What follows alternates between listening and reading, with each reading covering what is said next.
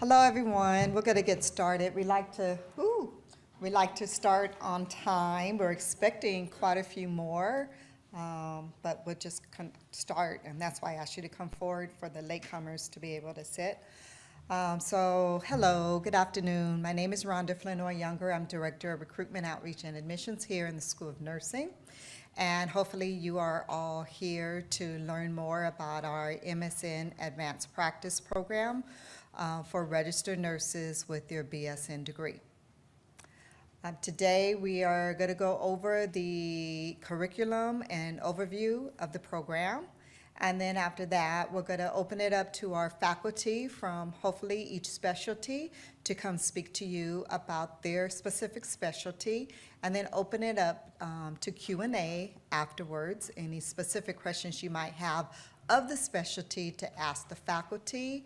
We're going to go over the application, the prerequisites, and all that. So we are the ones to ask those questions. Please don't ask the faculty those questions, but mainly specifically to do about the specialty, clinical experience, and all that. Those are the questions you would ask the faculty. And then after the faculty, Jamie Gama is going to go over the application process for admissions. And then we will have Craig Kusunoki, who is the Director of Financial Aid, go over financial aid for our graduate program. He's everybody's best friend because he's the money man. And then we've invited current and former students in the program to come introduce themselves. Hopefully we have at least one from each specialty come, and then they will also answer any questions you might have of them about being an enrolled student in our program. Sound good? Yes? All right, I need some energy here. All right.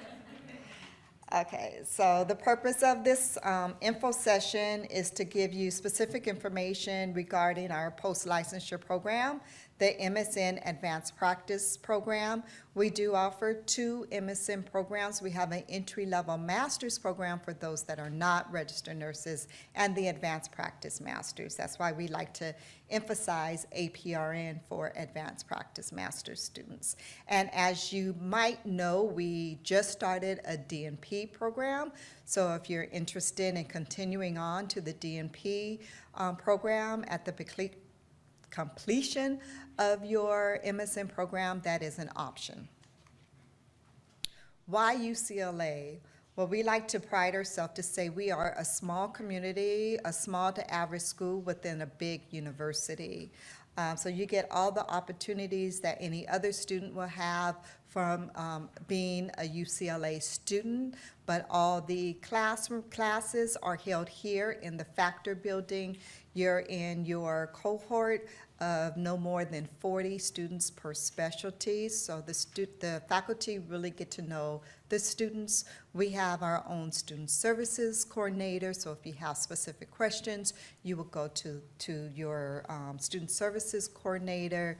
We have our own financial aid counselor who you'll meet later on, so you don't have to go to upper campus, stand in long lines about your financial aid. You go directly to our School of Nursing financial aid counselors, and you don't have to fight or worry about getting into a certain class in a certain period of time because we have a set course sequence, okay? We are ranked nationally right now. I think it's the top 5 in the nation from the schools of nursing. And our programs are specialty oriented, which means that you really need to know what population you want to work with when you're applying to our advanced practice program. If you choose one specialty for admissions, offered admissions, and then decide I don't want that, I want to switch, you will not be able to do that.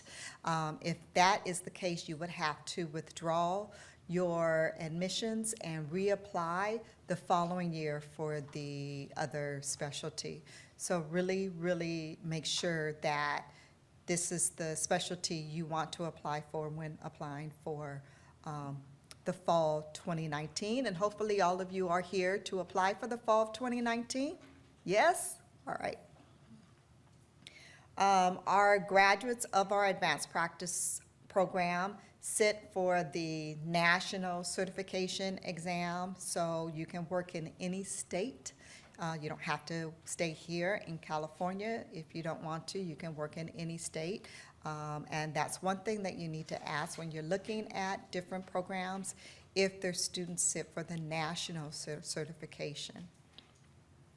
We have outstanding clinical partners within the LA, Orange County, San Diego area. The faculty really try to do their best in matching the clinical sites closer to the student's home. A lot of times that is not possible, but they try to do their best. We find your clinical sites. I know there's some programs that the students have to find their own clinical site. That's not the case here. The School of Nursing, here faculty find your clinical sites for you. All these specialties in this program is full-time. We do not offer a part-time program, nor do we offer an online option. All the classes are held on site. There are specific days that our classes are held, so you can't decide you don't want to go to class on Tuesdays. If a class is offered on Tuesdays, you have to go to class on Tuesdays. Generally, our advanced practice theory courses are offered on Tuesdays and Wednesdays, and then your clinical sites vary. This is a time commitment that we promote for all of our programs. So understand that this is a full-time program and you have to commit time outside of the classroom to studying. And a lot of times, you know, students, especially coming back that haven't been in school for a while, forget about the commitment, not just in the classroom, but studying as well. So this is just an example of what we require and hope that all students take into consideration. For each unit, 3 hours of work can be expected in and out of the classroom. So for instance, if you're enrolled in 14 units, then you're expected to at least devote study time in and outside of the classroom for 42 hours. You guys are adult learners, so you do know what kind of learner you are, but understand that this is a full-time program. What type of student do we typically admit to our program? The average age is between 24 and 50 plus. Gender, this is a nursing career, so we do have more females apply than males, but we have, for the fall of 2018, we admitted 106 females and 10 males, but all around within all of our programs, we're over the national ranking of male students, which is 10%. We usually average at least 12% of males in the School of Nursing here at UCLA. And as you can see, we don't require clinical experience, but as you can see here, the more experience, the more competitive you would be as an applicant. So for the fall of 2018, we only admitted one student that had 0 to 1 years of experience. We calculate your years of experience to the time you begin the program. So it's how many years of experience will you have as of September of 2018, not December 1st when the deadline is, okay?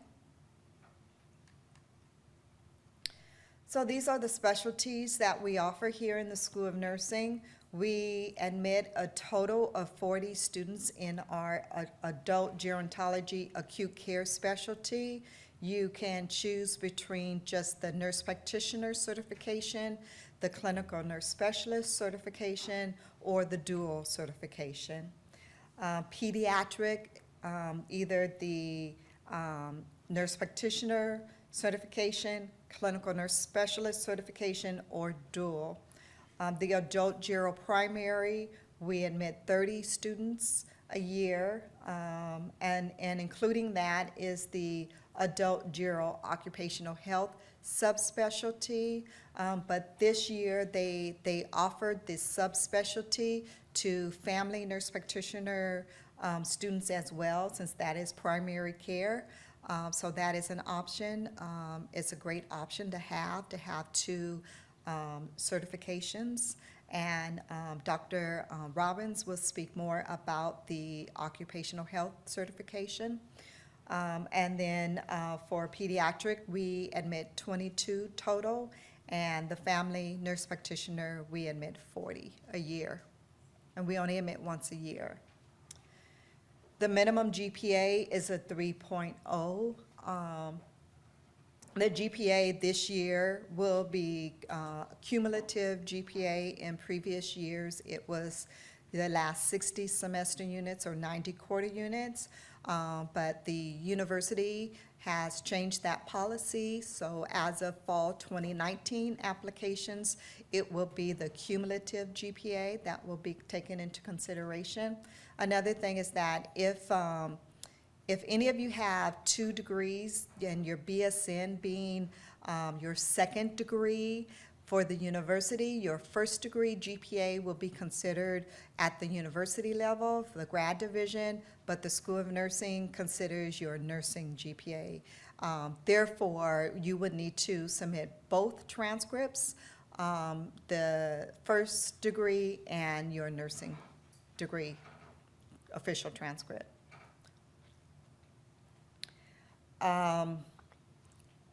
As I stated before, the days of your clinical rotations vary, and it varies each quarter. So you'll have to keep your work schedule pretty optional, because when you're coming to school, school should be the first priority, but we do understand at this level, you know, some of you might have a family or a mortgage. We're not saying that you cannot work at all, but you cannot work full-time. We are BRN and CCNE approved. I think our next certification is in like 2020 or something like that, but we don't stress about it. And then, like I said in previously, the 2 specialties that offer the dual certification is the adult gero acute care and pediatrics specialty. This is just sample, and even the course sequences that you guys picked up in the front are sample course sequences. The sample course sequences that you picked up in the front is for fall 2018. So when you enter in fall 2019, things might change. That's why we always say sample. But again, students are here Tuesdays and Wednesdays in the fall quarter, and then winter and spring, it could go up to 2 to 3 days a week. But generally, again, the students, APRN students are here mainly all day on Tuesday and Wednesday. And if you pick the dual certification, then you'll do most of your clinicals for the CNS in the summer in between the 2 academic years, which maintains it within the 2-year program. You have to complete 1,000 hours minimum of clinical in the NP and CNS. So you have to complete a minimum of 500 for the NP and 500 for the CNS. So I'm going to now give the mic to the faculty and ask Dr. Eastwood to come speak about the adult gerontology acute care specialty. And then after the faculty speak about their specialty, we will open it up to Q&A. And if you guys don't mind, when a student or a prospective student asks a question, if you could just repeat it before you answer the question, okay? The mic. Mm-hmm.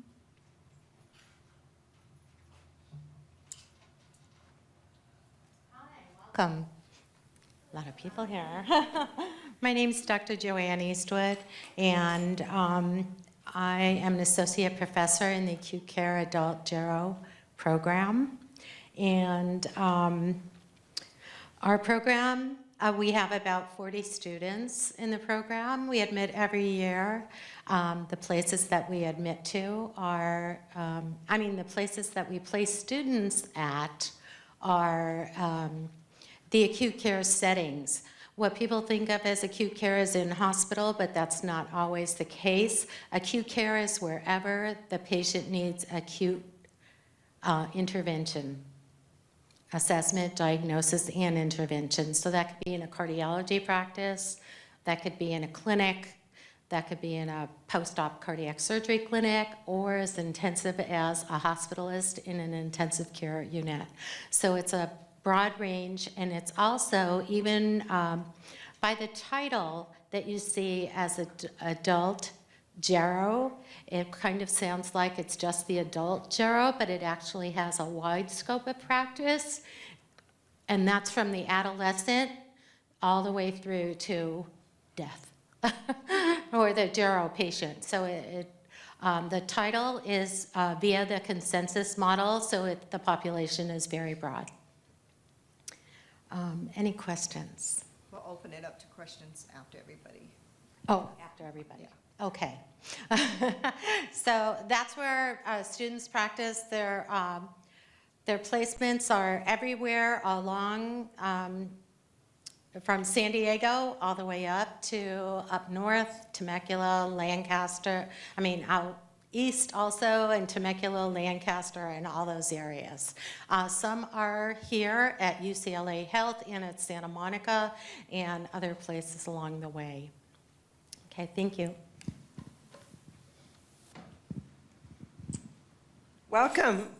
My name is Mary Cadigan. That's loud, isn't it? Woo. I don't even need it. Yes, you do. No, I don't. I don't, but I'll use it. I'm the current program director for all of the advanced practice specialties, but I'm here today, well, every time I come to this, I'm representing adult gero primary. And it's similar to what Joanne said about acute, except that the settings are quite different. So if you want hospital practice, you would never be signing up for the primary care. But it includes equally ill older adults in many cases. The same thing is true that it's adolescents to the older adult. It is pretty much identical to the family nurse practitioner, which is the other specialty within primary care, one of the others. The adult gero primary students and the family nurse practitioner students pretty much take all of their courses together. The difference is that the adult students don't see children. So if you think you want to do primary care but not see children, then the adult gerontology is the right one for you. I think there is some kind of misconception that the adult gerontology program is only geriatrics, and it's really not. We have people seeing young adults, working in all kinds of outpatient settings. So that's something to keep in mind. It is important to pay attention and to make sure you're selecting the correct specialty for you. Because increasingly there is a bigger eye looking at the correct match of your program to where you should be employed after you finish. So that's just something to keep in mind. Many of you may know people who are family nurse practitioners who work in acute care, or there's a change going on. So pay close attention to what you think you're interested in.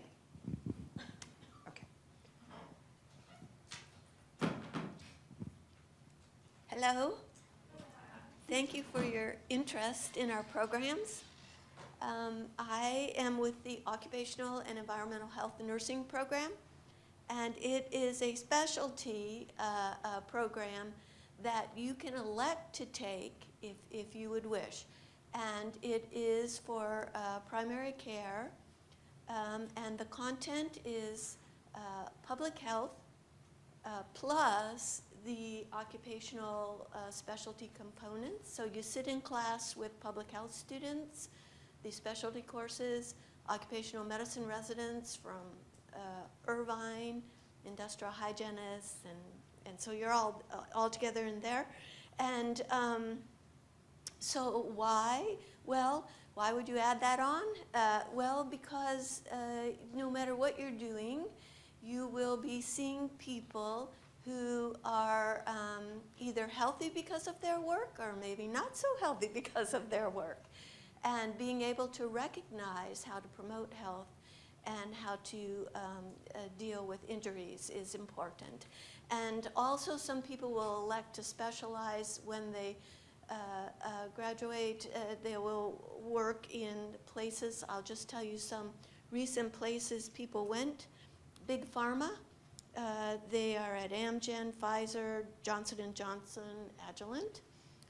Entertainment, Warner Brothers, Disney, you name it. Technology, Google. We've had students become occupational health nurses on campuses at Google. If you like to be in the hospital, but not in the hospital, you can do employee health and urgent care. You can do urgent care. You can work for the government. And some of the people who have the occupational health specialty content can work for the government. FBI is one place, UPS, another place.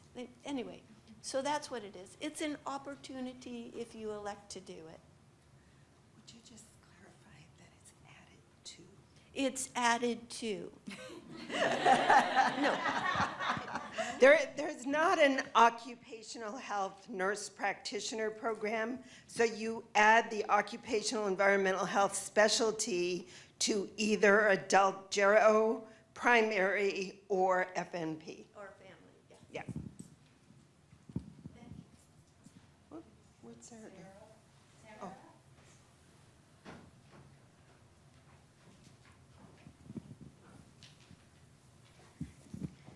Good afternoon.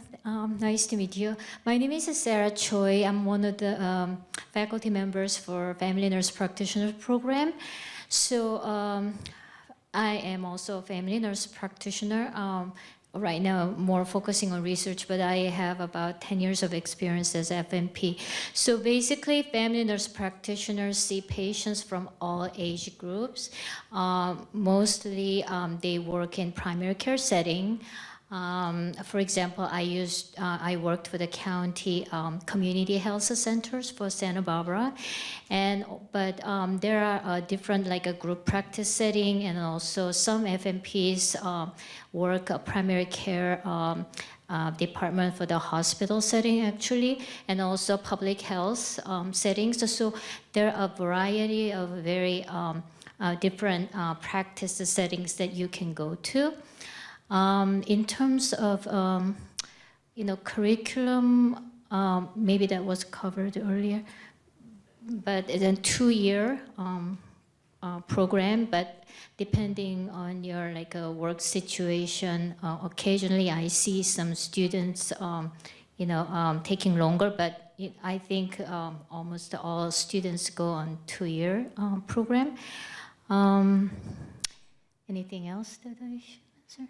So basically, FNP, our patients run from very young children to elderly people, and then a whole variety of settings. Thank you.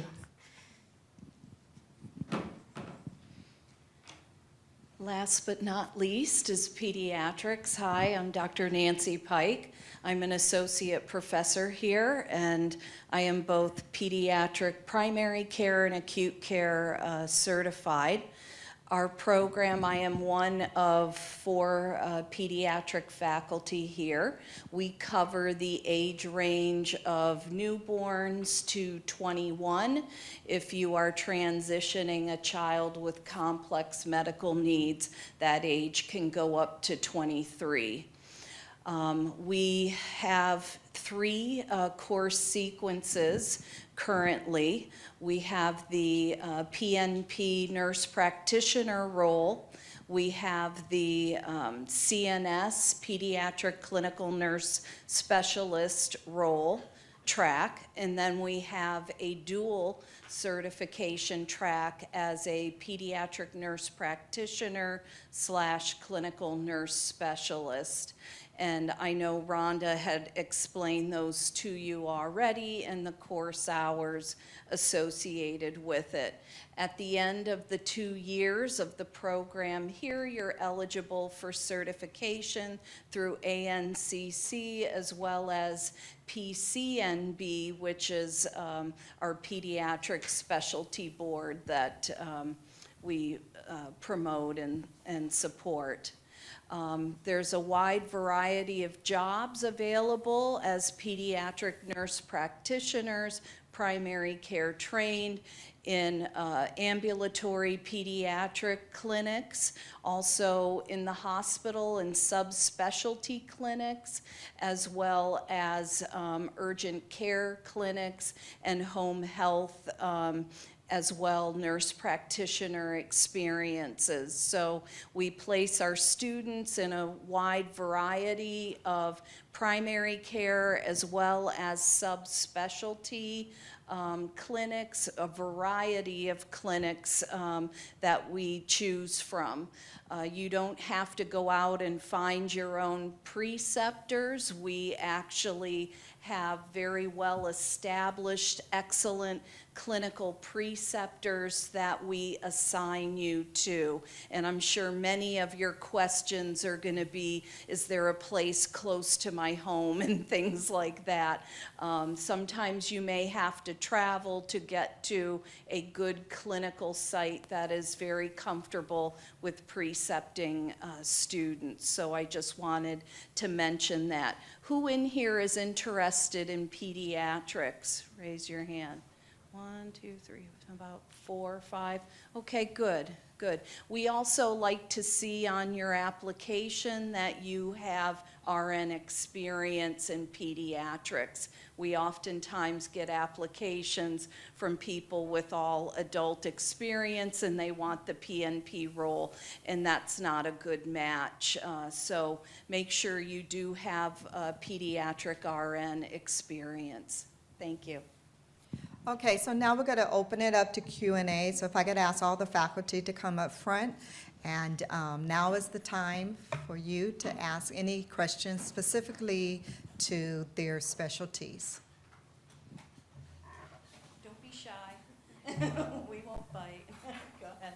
Okay, so I apologize if this is something faux pas, but if I were to eventually have an interest in women's health nurse practitioner, that kind of, or working in like an OBGYN office, that sort of thing, I've been trying to do my own research, and family NP seems to be a good bet for that, but now I'm wondering if maybe the adult gerontology primary NP would be, so.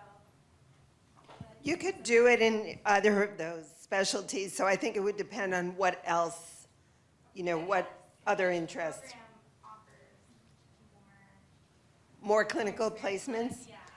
How Um, would that, is there a way, do we do like a preceptorship at the end where we choose a specialty? Is there anything? Not at the end. You do, I think you've probably heard, but you start, for most of you, all of the adult programs, you start your clinical in the winter of your first year. So the second quarter in peds, you start in the spring. But you are in clinical placements starting then every quarter. So someone like you with an interest, you still have to meet the requirements for whatever the program is. But someone with a preferred interest, we would try to find placements for you to increase the amount of time you spend in something like that. So for example, I'm a family nurse practitioner. I actually was sitting here somewhere many years ago. I graduated the UCLA master's program as well. So my setting was a community-based clinic, county-run.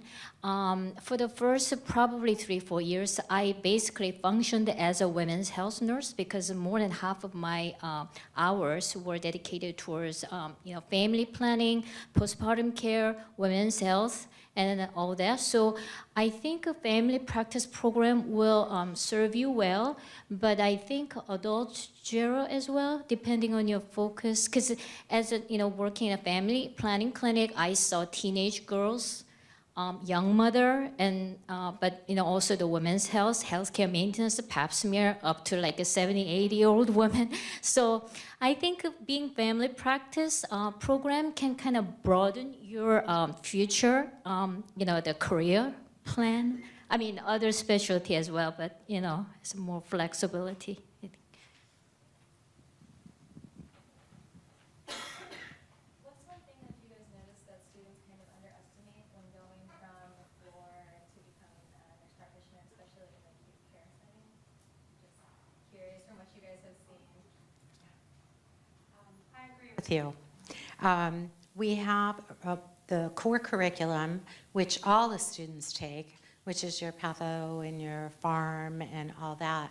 And then we have specialty curriculum, which is the 216 series for acute care.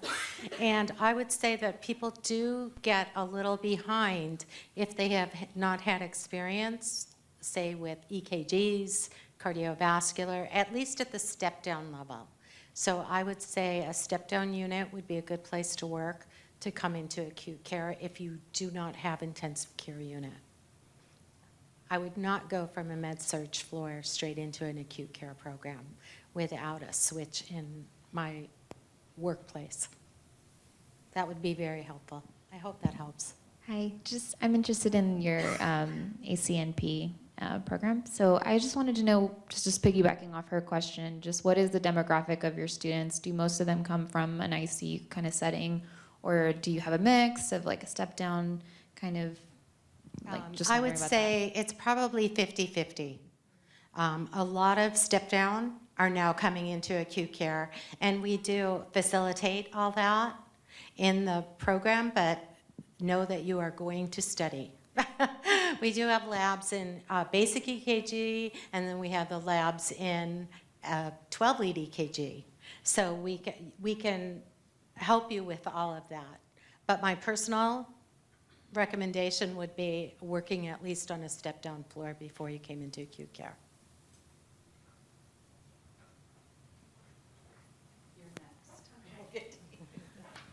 For the family nurse practitioner, do we need a certain type of experience? Like, would ICU help with the family nurse practitioner, or is that kind of irrelevant? From my experience working with students for the past 2-3 years, students from different clinical backgrounds, some from like ICU background, some from I think like ER backgrounds. Not many from just the outpatient setting, so hospital setting, like ICU, ER. But students do very well, even though they don't come necessarily with primary care, background. So, yeah. She had a question down here for a while.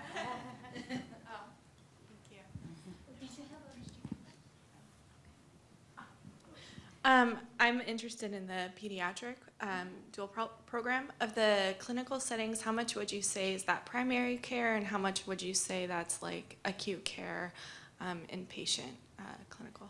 Well, we have to kind of define acute and primary. So basically, you're in a primary care clinic throughout your whole clinical setting, your clinical, what am I trying to say? Your clinical courses. You're in a primary care setting, and that's typically in a primary clinic. It could be hospital-based, it could be community-based clinics.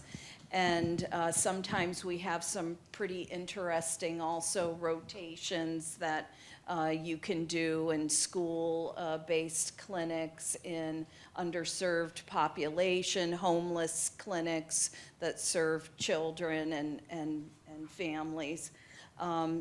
Your last quarter, your spring quarter, we give you a variety of subspecialty clinics. We basically have almost every body system clinic you could go to: endocrine, pulmonary, cardiology, adolescent medicine,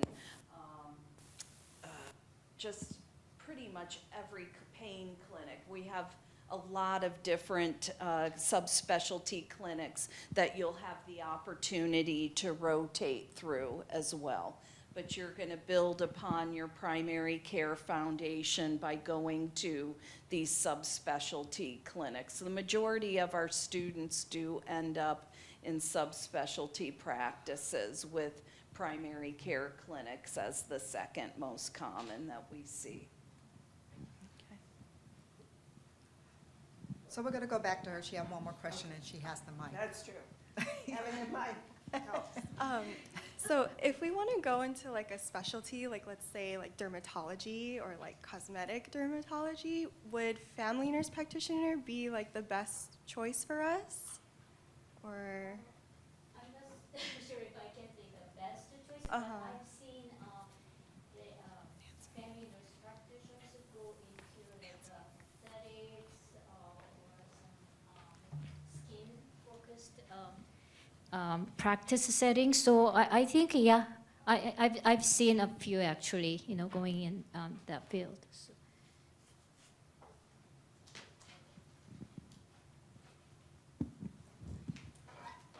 So I have another question for FNP. My experience is only in pediatrics, but I do want to work with both populations. So I was curious if you accept a lot of people with only pediatric experience and how they do if that is the case. I think that would be depending on the setting you want to go to after graduating the program. I think that can be actually the strength. I mean, if there is a practice setting that has more like the young patient population. I think with pediatric background, you can still go into family practice because is that true? No. You can, but honestly, it would be a challenge for you. So if you're seriously thinking about that, you might want to look for a position working with adults prior to your time entering the program. Okay. I'm just going to give you just a word of advice, and it's just from talking to, because I teach the pediatric content in the FNP program, and there's occasionally one or two students that have just had pediatric backgrounds, and they find that they struggle a little bit, never having worked with adults and their complex medical needs and things like that, and almost all of them have come up to me and they said we should have done the PNP program. So if you want to do family, I would get some experience in adults just to brush yourself up on that. We all had it as undergraduate students, but just to help you in that transition then to working with both populations. I know it's been common knowledge out there, and rumor at least, that FNP jobs are, get your FNP and you can work anywhere, but that's no longer the case. And your question prompted me to think about whether or not an ICU background would be good for an FNP practice. Yes, it would, because if you take a look at the FNP, the patients that are out there now, as Nancy alluded to, they're very complex. And if you get into where you've got 12, you can read a 12 lead, or you know what pulmonary edema sounds like, or several other things, and you've got that background under your belt, it can only serve you well. So I just wanted to say that patients, as you know, because you're out there working, they're getting sicker and sicker and not coming to the hospital until later. So any type of really intensive program, and I totally agree with these two ladies as far as the background with adults, because it's a whole different thing. Yeah, can I just say one more thing? We did have a student in the last year or two, maybe, and her biggest challenge was medications. She kept saying, I just have no idea. I don't know anything about adult medication. That's a really important part of taking. I think you probably get the message by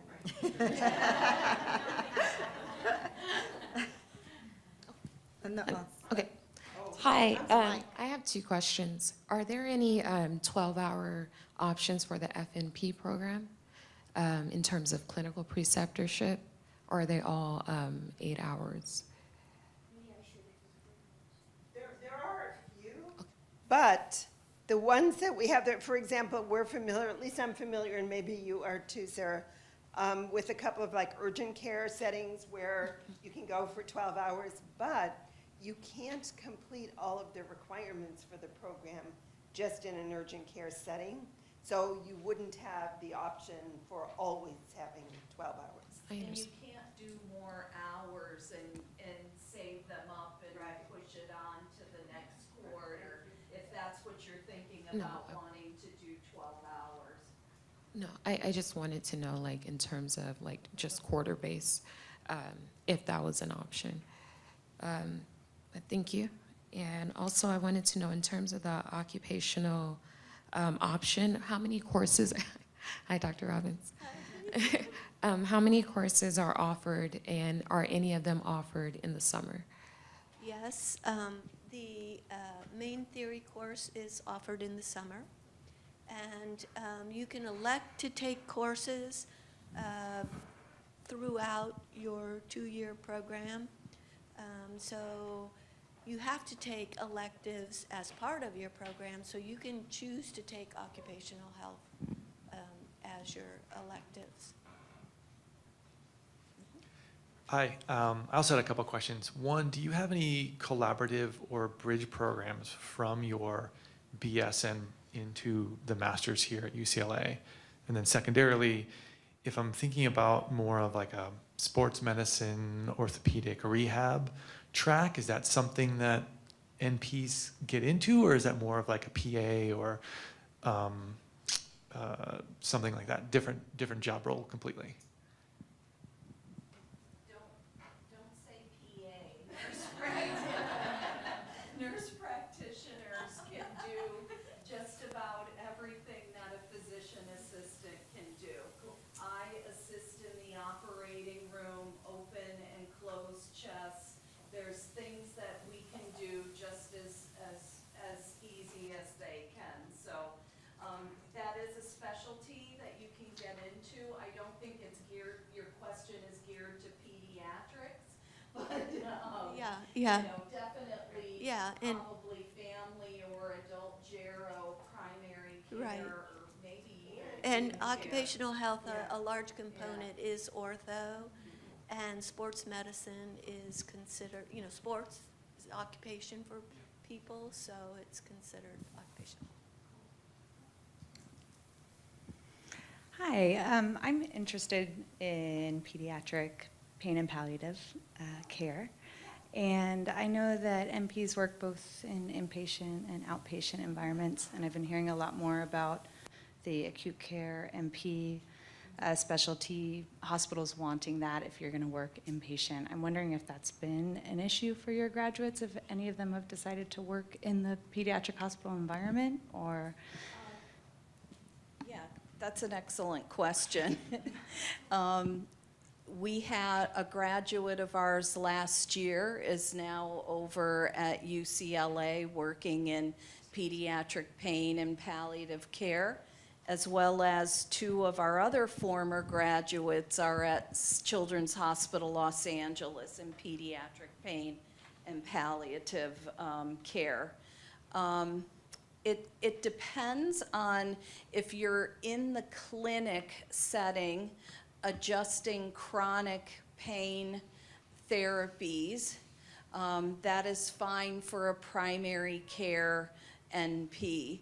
If you're interested in being in the inpatient and you're writing orders for epidurals and infusions or, PCA type pumps and making those types of adjustments, then that kind of falls under the realm of an acute care PNP. This brings me to a topic to bring out there that we do have an acute care PNP program that has been approved internally by our faculty. We are waiting for the administrative go-ahead for when we can start this. And obviously, with any program, it does require additional staffing and support, and that costs money, and we have to work that into our school budget and things like that. But we do have a program that we are just chomping at the bit, waiting to get going. Would that be an option that if you chose to apply for primary care and this became available, yes, you could definitely extend on, because we're looking at a dual primary and acute care PNP program. So the first year is all primary, and then the second year is acute. So you're building upon that knowledge that you've gotten as a primary care, and I'm dual certified as well too. And then you can build upon that in the acute care setting. So that is coming. I wish I could tell you when, but we don't have an answer yet. Hi. So I'm interested in the hospitalist kind of inpatient and nurse practitioner setting, and also women's health as outpatient. So initially I thought of doing adult gerontology acute care NP, but I know it was mentioned earlier that if you're going to want to do the women's health, it's good to have an FNP background because of the pediatric component to it. I guess my question is, how much is FNP geared towards acute care, or is it, versus? Okay. Zero. Okay. All right. That's an important distinction. It's really not acute care. Okay. So, and we've had students in the past kind of get into trouble, especially students who work in acute care, intensive care units. Their employers say, oh, go and be an NP and then come back to us. But for many years, they went and became an FNP, and the scope of practice for an FNP is not acute care. So there's some examples of primary care practices within the hospital.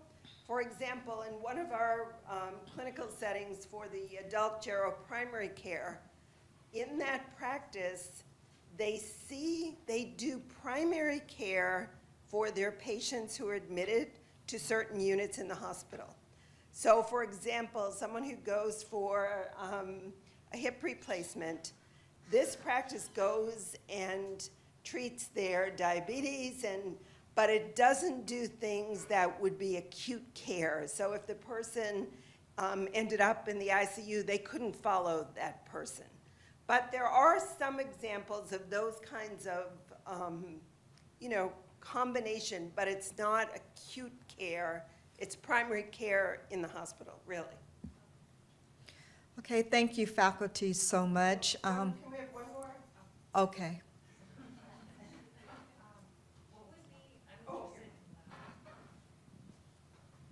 Hi, I'm interested in the adult gero acute care nurse practitioner program. What would be an example of like a sample schedule with clinical rotations and classroom days? It's pretty similar for every specialty. Yeah, it's pretty similar. So it could be like 2 days of class and then 1 day of clinical rotation? The first year, Mm-hmm. in the wintertime, that would be it. In the spring, you would have 2 days. 2 days of clinical and possibly 1 day of class. Yes, or two, yes, unless you took the NP clinical nurse specialist, then you'd be here 2 days for class. Then you'd be an extra day. For the pediatric folks that are interested in peds, fall is 2 days, winter is 2 days, and then spring, you go down to 1 day of class and then 1 day of clinical. So for us, it's 2, 2, and 2 for the first year, and then the second year is the same, 3, 3, and 3. So it'd be a maximum of 3 days, including class and clinical, Except for the your final quarter, the final. you're in clinical 3 full days a week, and you're on campus most Half a day. weeks for a half a day. Okay, that makes sense. Thank you. Okay, one more, and then that's it.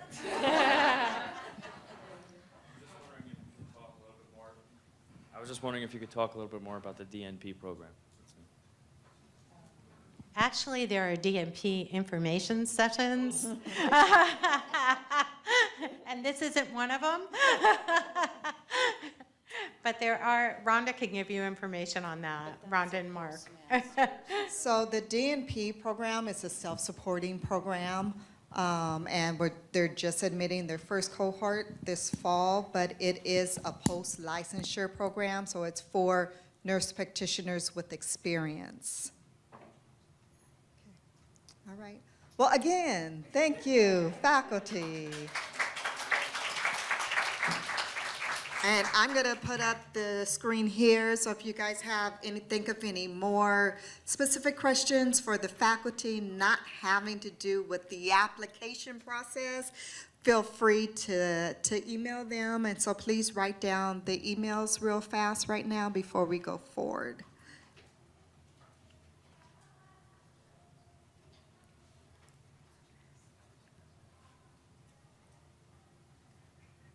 Or take a picture.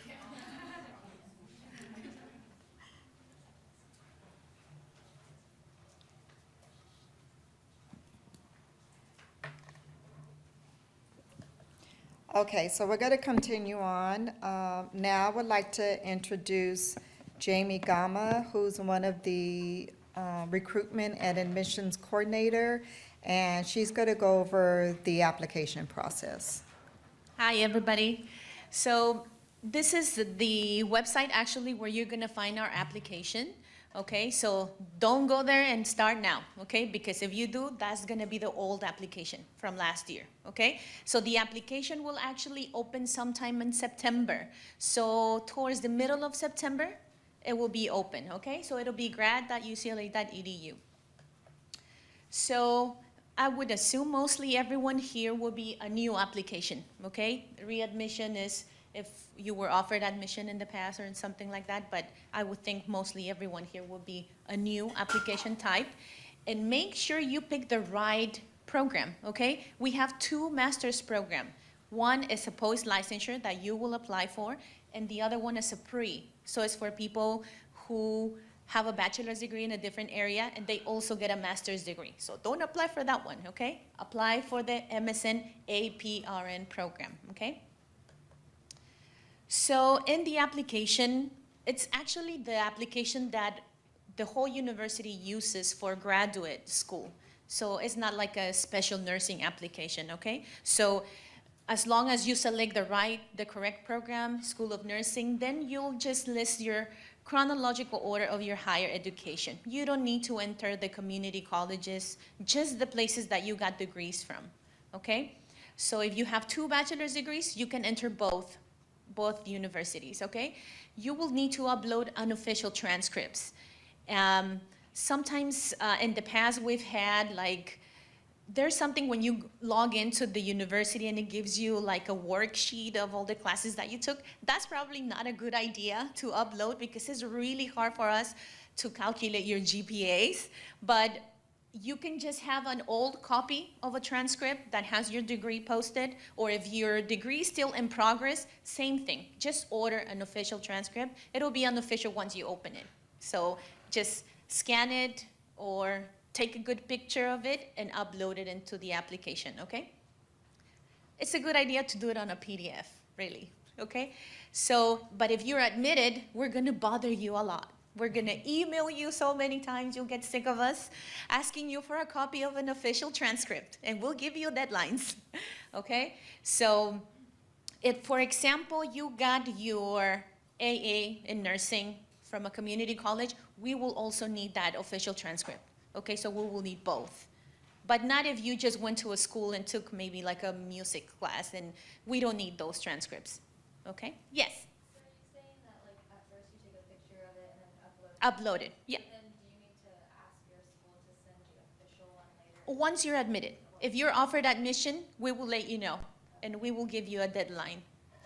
You can do it either way. It will save us time if you just go ahead and order the official transcript and have it sent directly to us. But we will work on the unofficial transcripts that you upload into the application.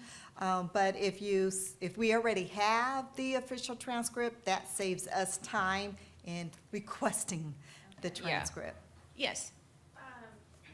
As far as the transcripts goes, if I was to take my, like, let's say prerequisites from my, and I got an AA in nursing at first, and I took the prerequisites at a different school, would you require all? Yes, so if you went and did your human physiology class, we will need that official transcript later, but not in the application.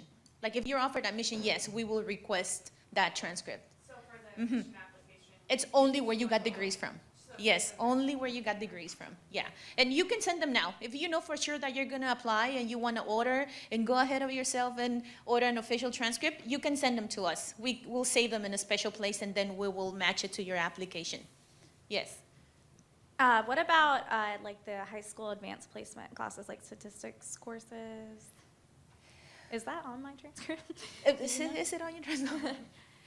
Will we need that, Rhonda, an AP for statistics? Right, so we will only accept one, pass or no pass or AP, has to be a 4 or 5.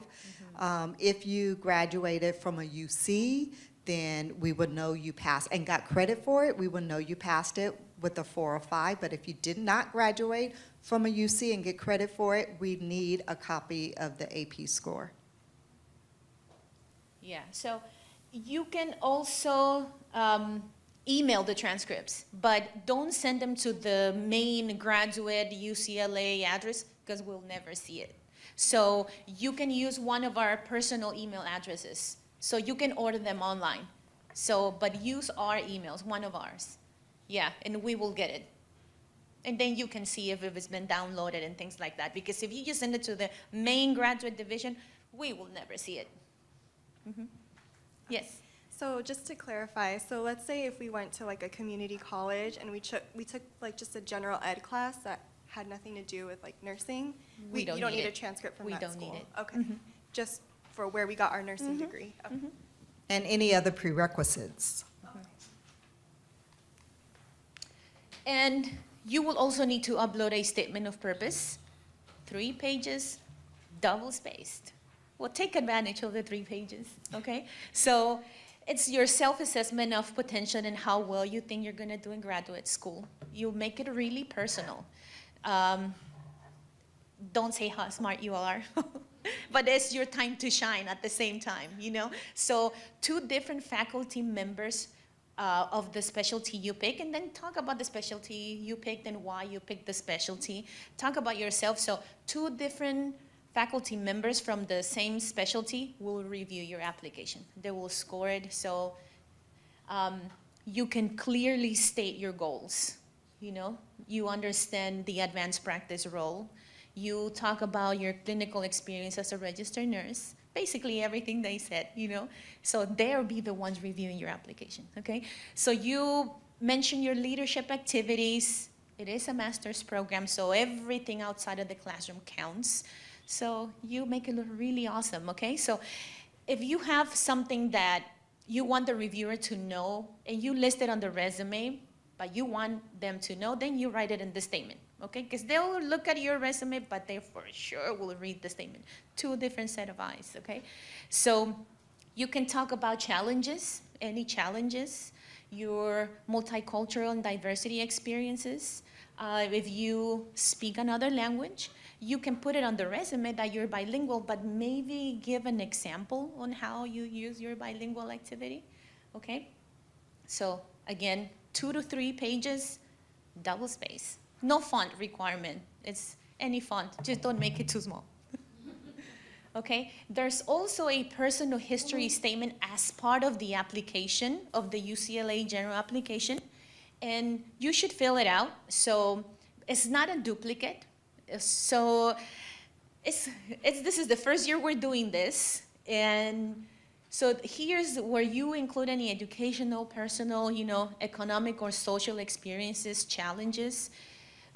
You should include in both statements maybe if you were a first generation college, if you were ever disadvantaged,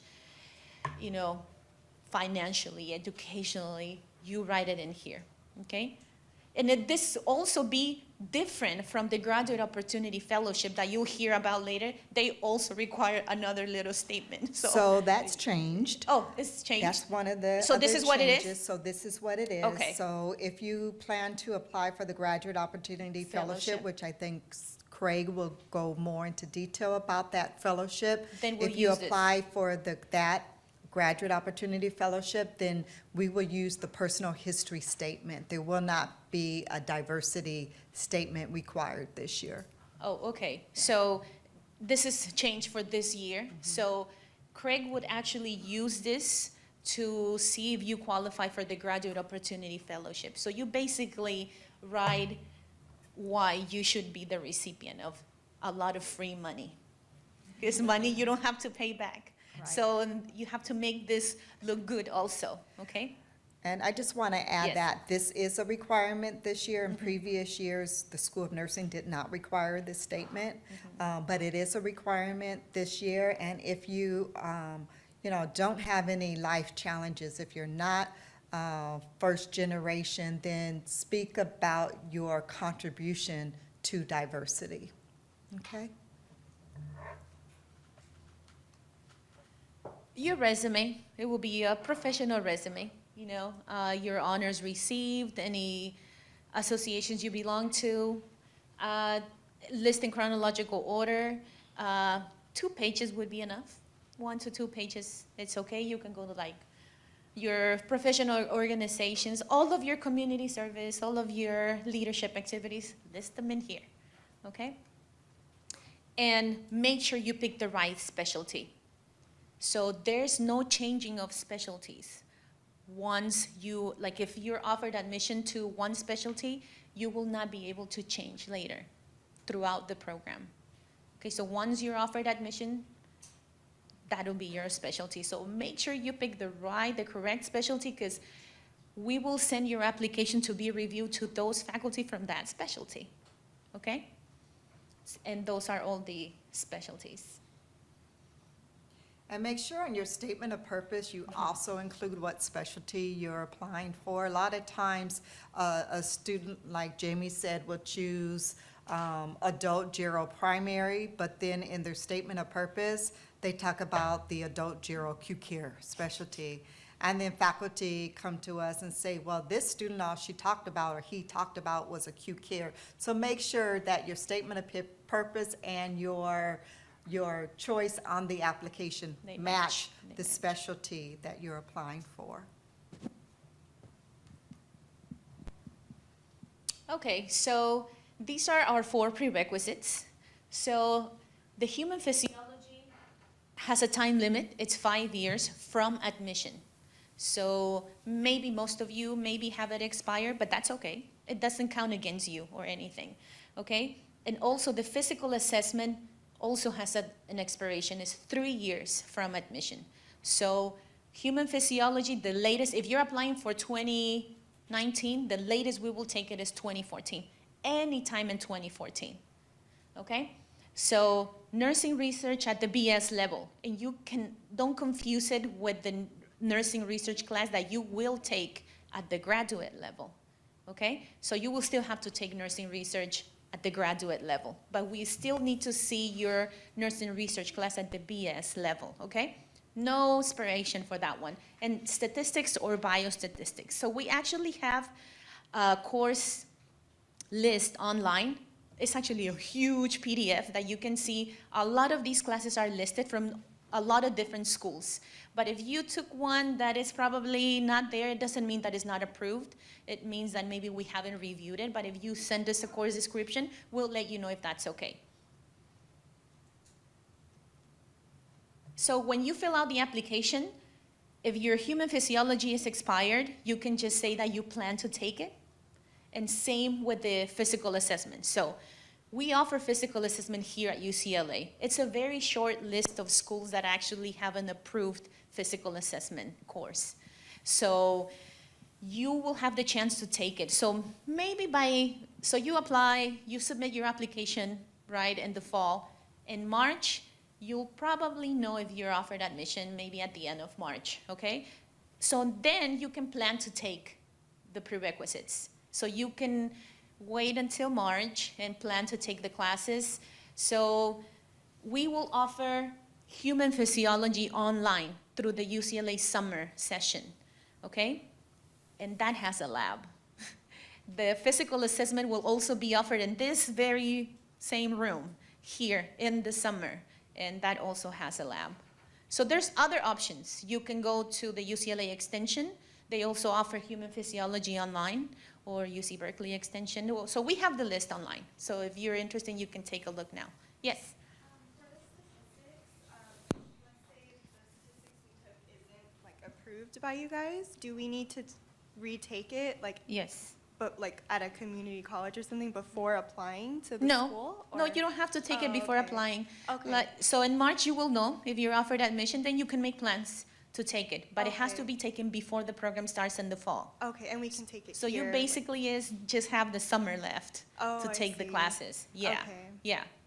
There's a lot of online options to take statistics also. Yes. For the human physiology course, does it have to have a lab in order to be approved? It doesn't have to have a lab. We're only going to look at the theory for human physiology, but there's some community colleges that will not let you take it without the lab. So, but we don't require the lab. Mm-hmm. Is it beneficial to have all of those before applying, or does it not really hurt you, like to wait? It does not hurt you at all, because most of the applicants, majority of the applicants have those courses expired because it's been a long time since they graduated. Yeah. Mm-hmm. So all the prerequisites have to have a C or better, no C minuses, okay? So like I said, that's the website for the approved list. So you can go to our website and then put your mouse over admissions and then degree programs and then advanced practice. You can go to the prerequisite courses and it populates the 4 prerequisites and it has a PDF link to every prerequisite. But if you have questions, you can email us anytime, okay? So you will need an RN license at the time of the application. And you will need to be licensed in California as an RN before the program starts. Okay, so by January 15th, you need to give us proof that you're a nurse. You can actually take a picture of your certificate of your license, and that's how we will process your application. And you would need to have basic computer skills prior to admission, but there's no test. We will take your word for that. Okay, so letters of recommendations, there's a total of 3. So they're actually not freestyle letters that you don't have to ask for them right now. So how it works is that you go into the application and you put your recommender's information. So they actually get an email link. And it says, so-and-so wants to use you as a recommender, and they actually have to fill out a form, okay? So on the form, they can rank you in different areas. So you just have to make sure you pick the people who know you the best and that are gonna write the greatest thing about you, okay? So you need at least 1 nursing supervisor, limited to only 1 physician and no co-workers and no family or friends, okay? For international applicants, do we have any international applicants? We would need to take the TOEFL exam. We need a score of at least 87, and IELTS a score of 7 or higher. Anybody who graduated from a foreign university where primary language was not English, and that'll be the institution code. And TOEFL does expire, so it will be 3 years. It will expire in 3 years. Nobody? No TOEFL, okay. So last but not least, you need to submit your application by December 1st at midnight. But don't get scared if you submit it by midnight, and sometimes the people who handle the applications are like on the East Coast, and when you hit submit because you waited until 10 p.m., you were good, or 11, you're gonna see that it's actually December 2nd. So don't call us, okay? Because we know, okay? So as long as you submit it by December 1st, midnight on Pacific time, you're fine. So you can start working on the application in September. You don't have to submit the application. There's no benefit if you want to submit it in October, because the applications are not going to be reviewed until after December 1st, okay? So you can still send your recommendation letters and not submit the application. If you want to give your recommenders time, like a lot of time to do your recommendations, but the transcripts and the recommendation letters are not due until January 15th. So you don't have to rush. If you send the application by December 1st, your recommenders have until January 15th to work on on your letters, okay? And we will be in contact with you a lot, and we will let you know if somebody hasn't completed your letter, then maybe you will have a chance to switch that person, because sometimes it happens, and it's unfortunate that you went through a lot of work, you submitted your application, and one person didn't submit your letter. And because of that one person, your application will be incomplete and will not be reviewed. Okay, so yes. During that process, can you check online to see if they've submitted? Yes, you can. You can, and you can actually send them reminders. But there's sometimes just people that don't fill it out, okay? So you can help us stay on top of that and on your recommenders and make sure they submit everything, okay? And that's it. If you have questions, you can ask Rhonda. No. No, if you have questions, you can email any of us, but not all of us. Okay, we're going to take 2 questions and then move on. This is regarding the recommendations. So it said, it was written current employer mandatory. Who specifically as your employer? Like your nursing supervisor, nurse manager? Your nurse manager or your nurse supervisor, but if they don't support your career goals, then don't ask them, okay? So only if they support your career goals, because you know they're gonna write good things about you, okay? And I forgot to say that in the past, the application had a space for a 4th recommender. Don't fill out the 4th, okay? Just do the 3. Because if you do the 4 people, and the 4 people fill it out, we're gonna pick for you who's the best one, who's the best 3. So you don't want us to pick the best 3. Just do 3. Yeah, and hopefully there will only be 3 3 this selections this year. year. We've asked Grad Division, because we only take 3. We don't only take 3. 4. So we've asked them to revise that a couple years. So hopefully this year they will make that change.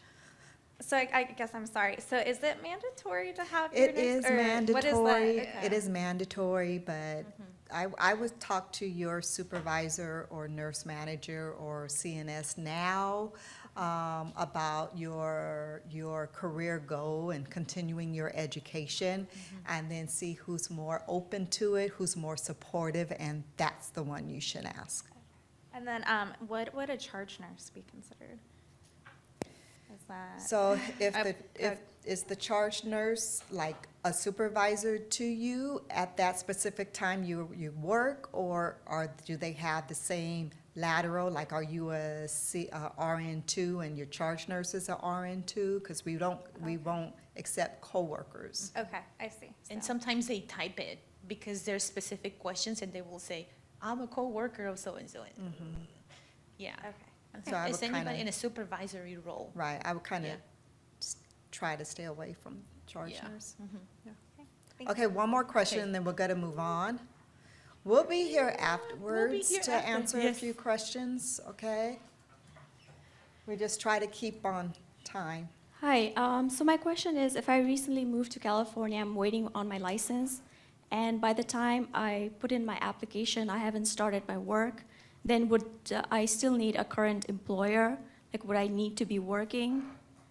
Or would my last employer work? Your last employer will work if you're not working now, or I'm you're not working now, and Yeah. I might not work until you start the program. Yeah, or, until I yeah, start your the last employer will work just fine. 'Cause if you Okay. start working, that person will not know you well enough to Yeah. write a recommendation.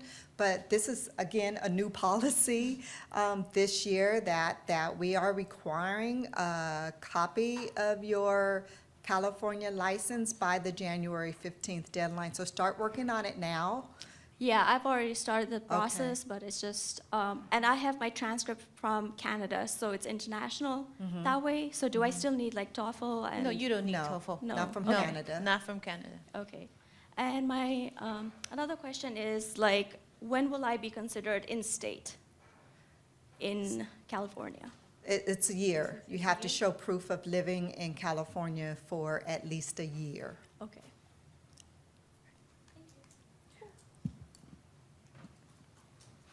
Okay, so if you want to send, like I said, your transcripts now, we will have a safe place to keep them. And that's our address. It's also on the packets. So you can just, as long as you put attention APRN program, they will get to us. Okay? And this is our disclaimer. It's not meant to scare you. We just have to let you know that the pool of applicants is extremely competitive. And not just for this program, but for most of our programs. Only because we're number one. No. Because we're a very small school, okay? And in a very big campus. And our programs are small, okay? And we get great applicants. And in case you wanted to know, a lot of the people who come to their info session, they get admitted. A lot of them do.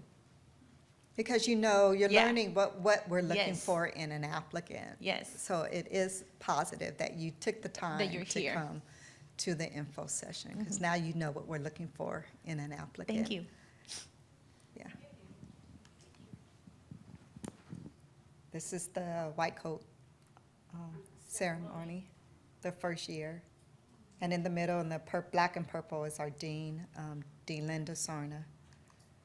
Okay, so now we're going to continue on and introduce Craig Kusunoki, who is our Director of Financial Aid. Okay, good afternoon, everybody. I wanted to go over the cost of the program and what we have to offer here in terms of financial aid, so you know what you're getting into. You could see there that the tuition for 1 year is $28,014, but that includes insurance, so you may pay less. A lot of you are gonna still have health insurance from your work, so you only have to buy UCLA health insurance, which is about $3,900 if you don't have your own insurance. So if you already have your own health insurance, it really would be around $24,613 for the upcoming year. So when you start, it's probably going to be a little bit higher. For instance, from last year to this year, it went up maybe like $500. So this current year, it's $24,613. If you are a UCLA career employee, there's a nice employee benefit of 2/3 off the regular tuition and something called a student services fee. What I mean by that is every graduate student at UCLA is charged the same tuition. It's about $13,000, let's say, but the professional schools such as nursing, medical law, and so forth, they charge what's called a professional fee, and nursing is around $11,000. So there's no discount on the professional fee. It's just 2/3 off the regular tuition and something called a student services fee. It comes out to be $8,420 per year off the tuition. So per quarter, $2,806. You have to turn in a form every quarter that you get signed by your supervisor, and it'll get applied to your what's called a Bruin bill. But remember, you have to be a career employee, so per diem positions don't count. You have to have worked at UCLA, or it could be UC Irvine or UC San Diego. We usually have a couple from those hospitals. And at least 50% time, but usually that means 2 12-hour shifts, so it ends up usually being 24 hours a week. You pay the tuition quarterly, so about a week before each quarter starts, you'll pay the tuition. And once again, that figure there includes health insurance. So without the health insurance, it's more like $8,200. The projected budget, what that means is you can get financial aid to cover not only tuition, but room and board, transportation, books, and personal expenses. So you could possibly get financial aid for the year, $53,266. But once again, that's not a figure that you pay the school. That's just the possible maximum financial aid that you can receive that covers not only tuition, like I said, but other expenses. You know, the biggest expense besides your tuition is probably going to be room and board, and we allot $1,324 a month for rent in our standard budget.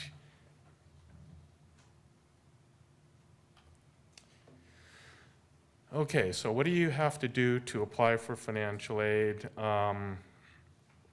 You could see here that there's something called the FAFSA, free application for federal student aid, and most of you will probably fill this out, you know, as an undergrad. That every university in the country uses this, and the school code 001315. Now, there was a recent change by the federal government that they go prior year, meaning for this year, they normally would have used 2017 taxes, but now they're using prior year, so it would be 2016. So you would have the tax information available by that deadline, and you could see there that the priority deadline for California schools, March 2nd. You may not know if you're admitted to the school yet, but you can still submit the FAFSA with UCLA's code, and if you're applying to other schools, you could list multiple schools on the FAFSA. As part of the admissions application, there is a fellowship section, and one of the fellowships that UCLA offers, it's something called the Graduate Opportunity Fellowship, and it pays the regular tuition, and you get a stipend of $20,000. Now, what the school is looking for, and you're competing against all majors, it's just not nursing, so you're competing against other graduate students, and what the UCLA Graduate Division is looking for are things like, are you a first-generation college student? So one of the questions, what's the highest education level of your parents? So in anything beyond high school, they're not going to look at it. So if your parents didn't, you know, the furthest education they had was high school or less than that, then you know, that could probably qualify you, or if you feel you're from a disadvantaged background, things like that. Those are the kind of things they're looking for. So there'll be more, a better description. I think on the next slide, there's going to be the grad division link that I'll show you in a second. So that's one fellowship. We have a general fellowship, but basically I have my own scholarship application for that, and you can see there May 30th. Once you're admitted, I send out more information, and we do have scholarships that donors donate to UCLA, but they only want them to go to nursing students. So we have a pool of nursing scholarships and a general fellowship that UCLA gives out, and you could see there that the application will be around May 30th. And if you do the basic steps, fill out the FAFSA and turn in a scholarship application, you're going to get something, okay? Even if your income is considered high by the FAFSA or the federal government, you're going to get something. I mean, the minimum that we gave just for turning the application was $2,500, but scholarships can range anywhere from $2,500 to, I'd say, about $13,000 per year. Okay, so definitely apply, and those are the scholarships. We do have student loans that are available. The best loan is called the unsubsidized loan. It's $20,500 for the year, and it's a sure thing that you're going to get it unless you defaulted on a previous student loan. That would be the only way you wouldn't be able to get it. If you need money beyond your scholarships and $20,500, the second loan is called a Grad Plus loan. Now, the federal government will do a credit check, so it's not 100% guaranteed, but if it's denied for some reason, you either have to clean up your credit history, or if that's not possible, you have to get a co-signer. So basically, the three types of financial aid we will offer: scholarships, the unsubsidized loan, and the Grad Plus loan. The interest rate changes every year. So this current year, the interest rate is 6.5% for the unsubsidized loan and 7.5% for the Grad Plus loan. You don't have to make any payments on these loans until starting 6 months after you graduate, but the interest does start while you're in school. That's what unsubsidized means. The interest starts when you're in school. There used to be a subsidized loan, and undergraduates still have that, but it stopped maybe, 4 years ago for graduate students. There were some changes in the federal government policies, and they eliminated the subsidized loan for graduate students. So the best loan out there now, the unsubsidized loan.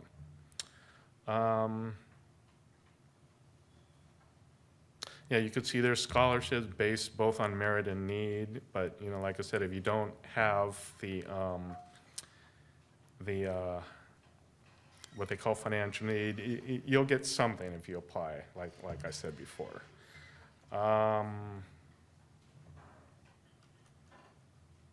Any questions?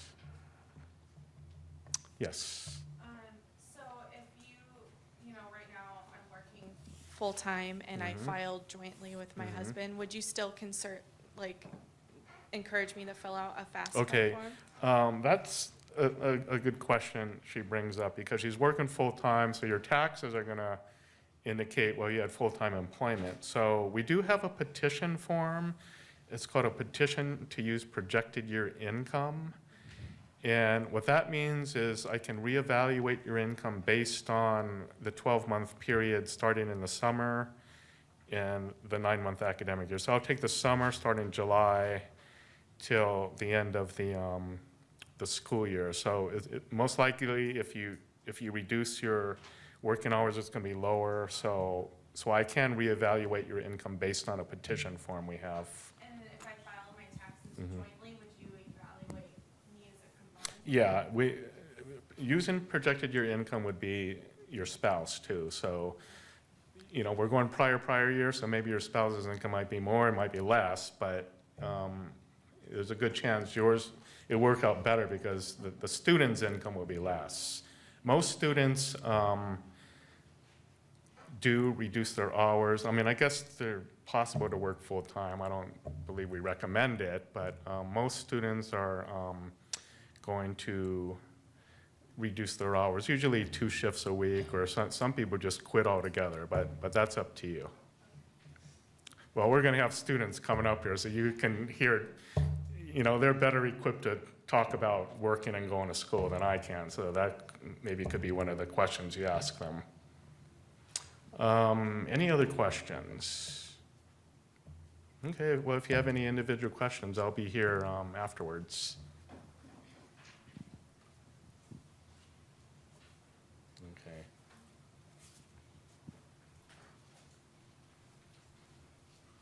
Okay, so before I open it up to the student panel, there is a evaluation form in your packet, and please fill it out and give it to one of us or leave it on the front table before you leave. And so now I would like the students to come up and come on up. And what I would like you to do is introduce yourself and share. You could just stand right in front of the table if you want, or behind the table, okay? Share your name, where you went to undergrad, clinical background, and what specialty you're in now, and why you chose UCLA School of Nursing.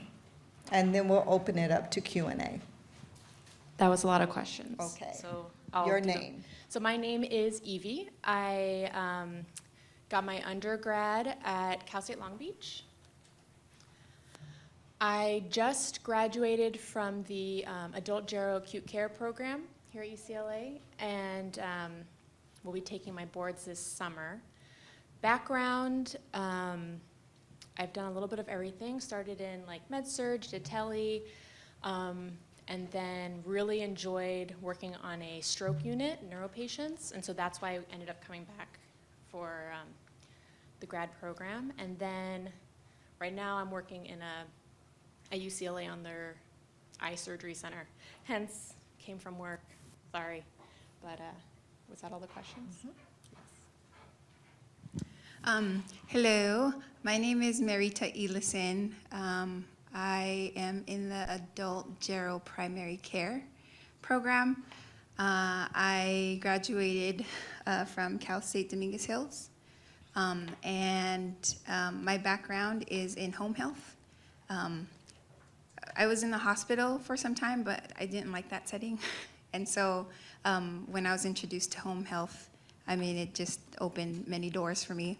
I chose UCLA because UCLA is one of the programs where when you're in lecture, as you will, come to find out, when you're in lecture, you'll see, you'll get to hear lectures from like the top-notch specialists.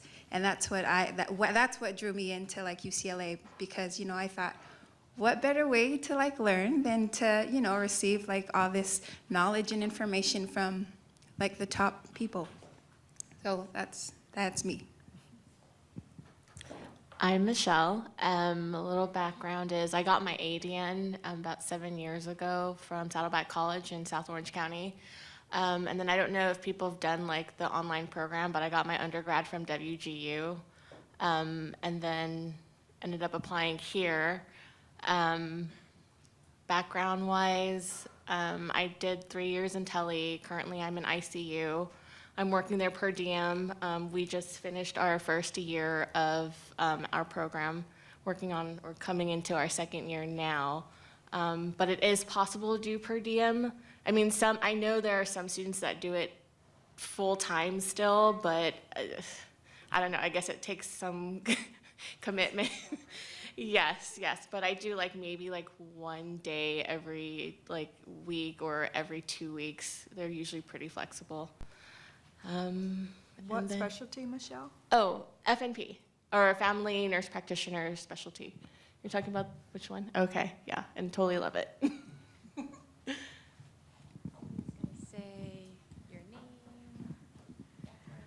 Hi, sorry I'm a little late and out of breath from running here.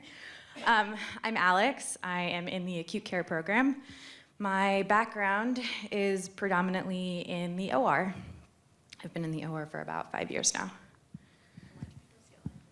Oh, why wouldn't I pick UCLA? This school is the best. And go Bruins.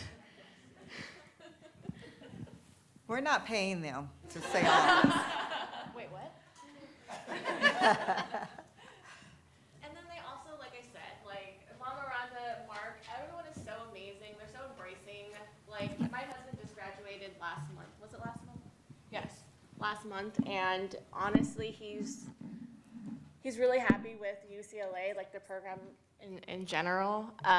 But like I said, everyone here is here to support you. If you have questions, you know, Shelly's in her office, Craig is always in the office. If you guys have questions about, you know, scholarships, financial aid, like I said, whatever you guys need, they're really good about returning emails. Like I said, even stopping by, just any random questions you have. There's no such thing as stupid questions.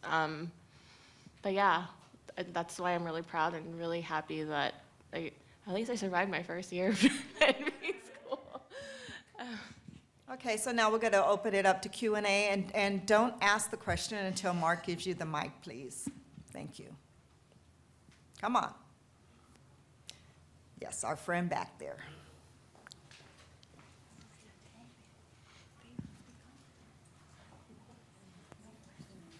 I have a question. Do any of you guys commute? Because I live about like an hour away from here, and I just wanted to know, would you recommend moving closer, or is it doable living far away? So I live in the city of Downey. Not sure if anyone knows where Downey is, but I had just finished my first year, and the previous panel, you know, when we came in for our orientation, they had suggested that we come in early because after 9 o'clock, it's very hard to find parking. Me, on the other hand, I'm like a very special person where I would wake up early in the morning and I would be here like studying in the library by like 4 o'clock in the morning. Just so, I'm not saying that you guys would have to do that, but that was just my preference because for one, I didn't have to, you know, beat traffic. I mean, you know, like be in traffic. And then two, like I always had a parking spot. So, yeah. So I was commuting from Long Beach initially, and so I gave myself like a trial period during the summer classes. And I would come early because 10 minutes really makes a big difference when you're commuting. It's crazy. But I would come. I'm not a special person. I would sleep in my car once I got here. But I ended up getting really bad, like knots in my back, like it was affecting my life. So I ended up, after the summer school session, I started looking for a place closer by. So about halfway through the first quarter, I did move closer, and I could walk to school, and I got a job here at UCLA. I mean, it was just like so much better, but definitely doable. But you kind of have to know yourself, and if you have family, like that changes stuff too. So doable, but you know yourself better than we do. Anyone else? I live in the Valley, so I don't know what your commute is, if it's about an hour or so, but basically just to reiterate what you said, if you know yourself, it's doable. It's pain in the butt, really, unless you live in Westwood or in one of the adjacent neighborhoods. But yeah, you just have to afford yourself enough time. There were some people in my program who were commuting from San Diego. I don't recommend doing that. Get a place nearby. That's a little bit much. You lose a lot of time and sleep. One other thing I did was if you have friends in the area, because your classes are usually clumped together, like you have a couple days in a row, I would crash on someone's couch, stay for a couple days, and then the rest of the week I would be down. So there's different ways you can work it out. Or Airbnb. People get creative. Yeah.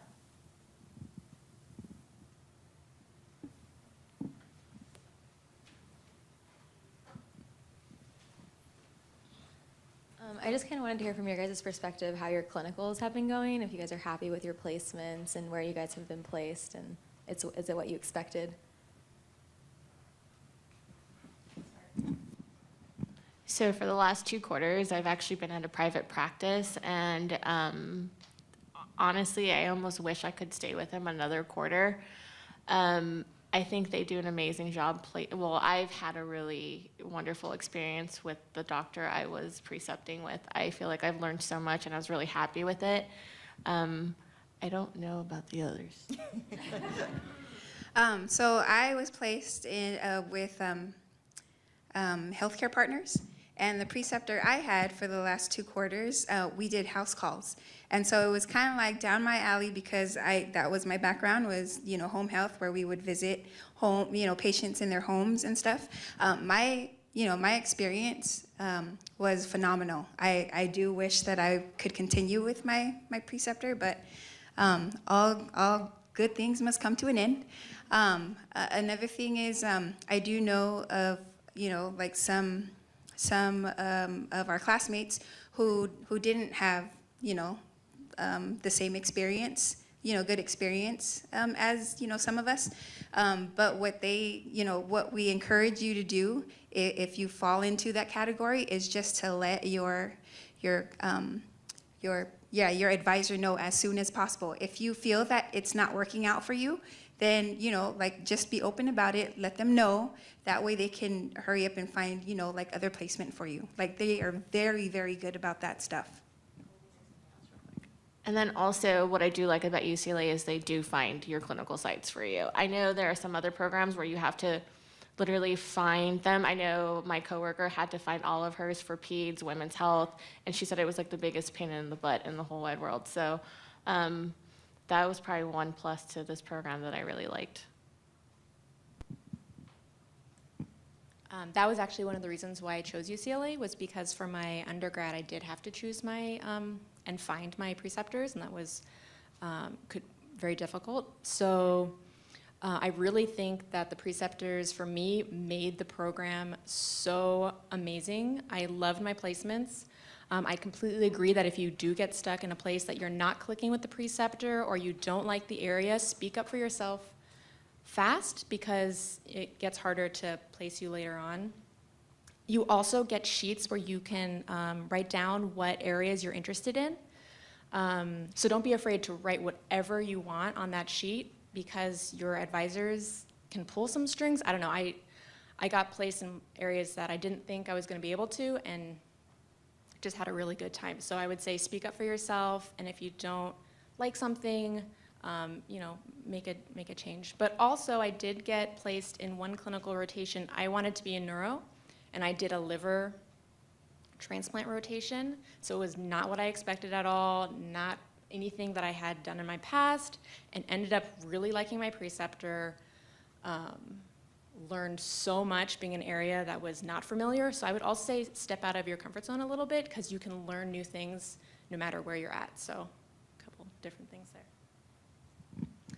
So in the acute care program, several of the students were really, really frustrated with their clinical placements. And I don't think that our program is necessarily to blame. It's that the majority of us were being placed in primary care settings. And I would say more than half of the students in my major are from an ICU background and wanting to go into an ICU career. So not a lot of people were really thrilled when they were being placed in urology clinics or women's health clinics. I got very lucky, and I was placed in a clinic I wanted to be in. Your first year, first quarter, no one's doing clinical. Second quarter, depending on which program you're in, you'll either start your clinical first half or second half. And they try to keep you in the same clinical rotation through your third quarter. So you're kind of in the same place for most of your first year. So again, I was really lucky. I had a great clinical site. I had great preceptors. I had some friends who had some really not so great preceptors who may not be precepting again. But I mean, that's really to the credit of this program. They take it very seriously, and they're very invested in all of the students having a good experience.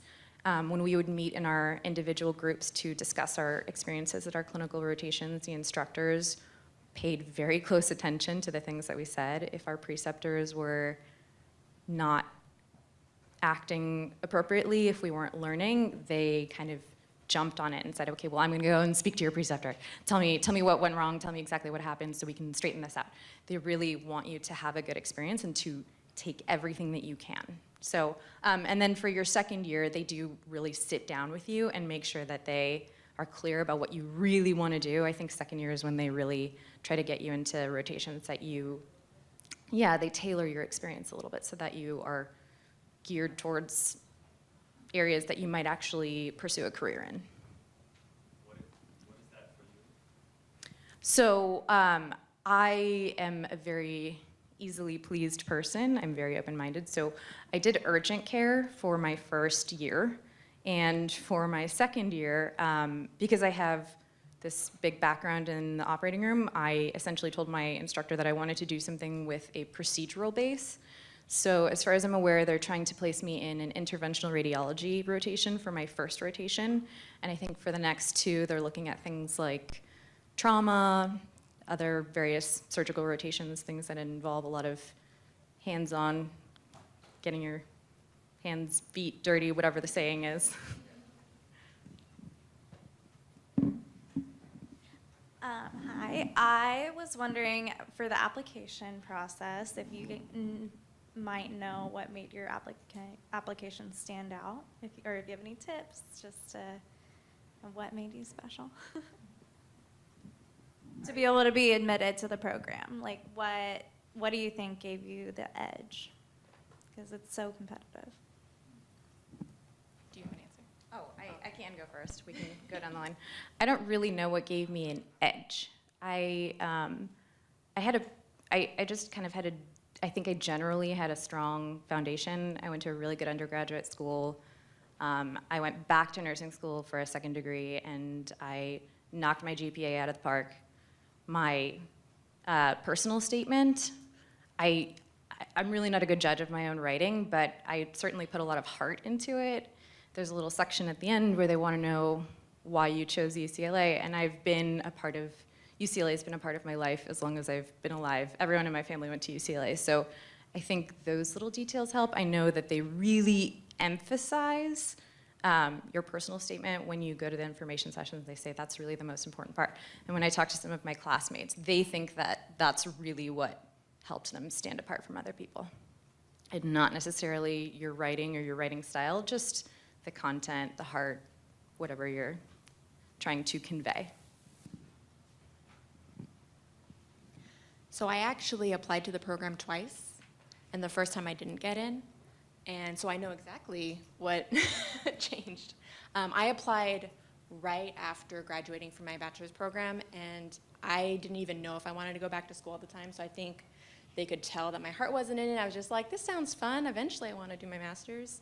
So I got that back, and they were like, try again. And so what changed was I had extremely strong recommendations the second time. And my statement had more of a direction, like I know what I want to do, and this is how I want to make it happen. And so those were the two things that really helped. Okay, so I don't know why I was chosen. All I can tell you was what I wrote in my statement of purpose. I guess what stood out for like my essay was I am of Samoan descent, and I don't know anyone from my culture who is a nurse practitioner. When I spoke about my people in my essay, I just spoke about how like I wanted to bring, this profession to life in, among my people. Because I felt that my people were dying of like illnesses that we could prevent, and they weren't being educated about it. And so that's, I mean, I'm guessing because no one's told me why I was specifically chosen, but I mean, that's what I think. I would say for your personal statement, like, be yourself. Don't sound so scripted. Talk about your experiences, like what really, touched your heart. And like I said, for me, like when you write your personal statement, they'll be able to tell if you're really, what's the word, like genuine. For me, like I said, it's not about, not that to say it's because of the money or anything. I know that comes off totally wrong. But like for me, I've been working in an underserved area in downtown Long Beach, and like I know I could probably work at like UCLA. People have told me to apply and everything as a per diem nurse there, but the community itself, like, it's so diverse. You just kind of, there's, obviously you get different sorts of life that comes in, but like I said, I've stayed there for a reason. I've done, like I said, tele, ICU, and now I kind of want to take like the primary, like preventative approach going into the specialty, because I see, like I said, hypertension. Like I think there's a lack of education, and it being so like prevalent now, I really feel like that could, I can hopefully make a difference. And I know like our community hospital goes out and goes to like, we do like the mobile clinics, and I'll help out once in a while and go to the community, take blood pressures. We do BMIs, some for like the kids and everything. Just kind of like your experiences, what you've done to kind of better yourself. And then, like I said, just be genuine. Sorry for the tangent.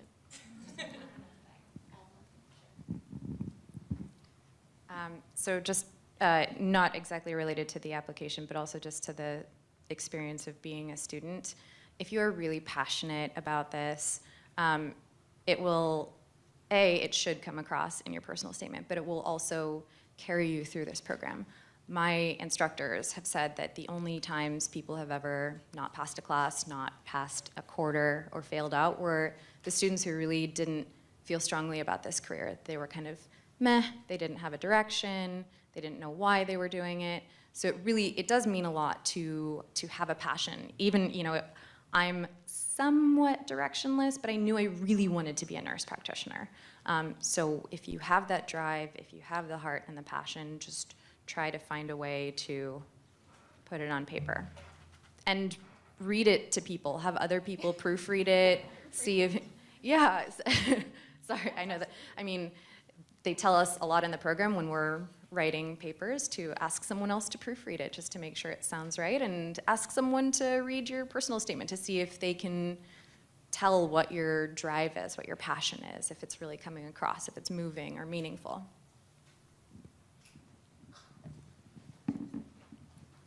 Okay, one last question.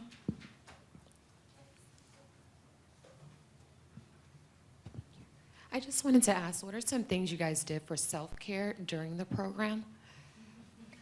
Other than sleep. I didn't sleep. I'm serious. For the first quarter, so I think everyone goes through some sort of external stress. There's an addition, we all have lives. We're all nurses, and we're still working outside of this program. I really don't know many people who are not working. So we have a lot on our shoulders, and it is very important to relieve that stress.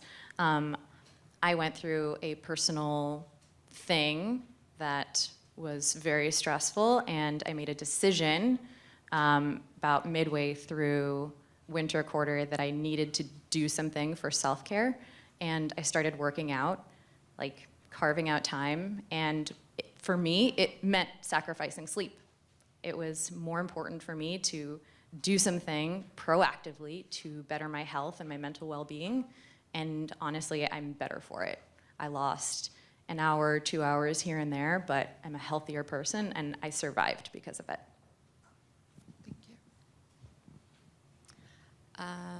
Yeah, working out for me is huge, but I do it more in like I play ultimate frisbee, so I do it in a team because that's kind of my like socializing and activity at the same time. They also tell you not to do like don't make any big life decisions, that kind of thing, but I got engaged and married during the program. And so that kind of took over a lot of my free time, but in like the best distraction ever. So yeah, staying active and then doing things that you enjoy. So sleep is the number one advice I can give you all, okay? Because you need to rejuvenate yourself. But while we were in the program, like this first year, it was the first time I had heard about mindfulness. And so, like on those days where, we were getting ready to take a test or something, when I would, commute here, I would always put on Beethoven to kind of like just zone out and like relax and, but I mean, only you know you. Like one person can say exercise, but for me, like Samoans, we don't exercise. I mean, we may exercise like this, but you know, only y'all know like you. So just whatever makes you happy, whatever, you know, relaxes you, to what, you know, to each his own, to get you through the program, you know, like, cheers. Oh my gosh. That was really good. Yeah, probably something similar along the lines of what Marie just said.